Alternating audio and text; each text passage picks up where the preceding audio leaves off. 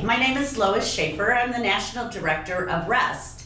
And we're really excited today because we are here to share our research, our REST research. But first, before we do that, I'd like to introduce our co-author, Dr. Ackerman. How are you, Lynn? I'm good. How are you? Good. So I'm glad you could join us today to talk a little bit about the study.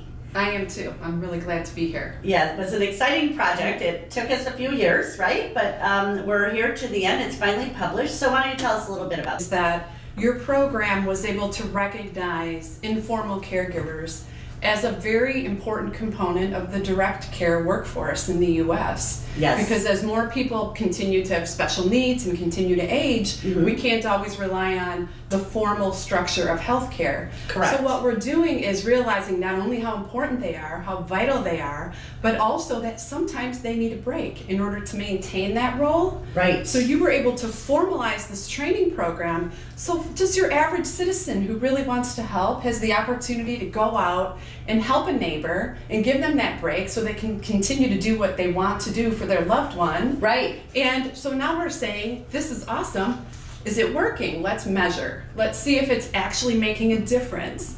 So what this study was able to do is more objectively look at all of the activities that were going on and measure them, and then look at outcomes and say, is it actually improving the lives of the informal caregivers, the individuals at home who are taking care of their loved ones?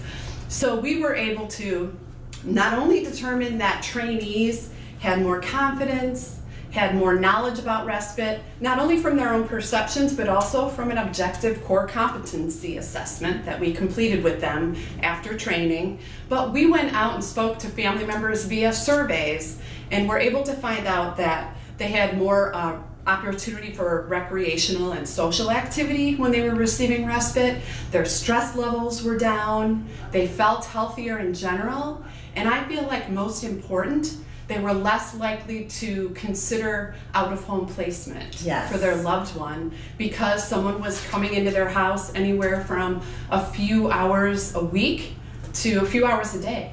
Yeah. And so now we know that this grassroots program that is expanding across the nation is actually working and making a positive difference.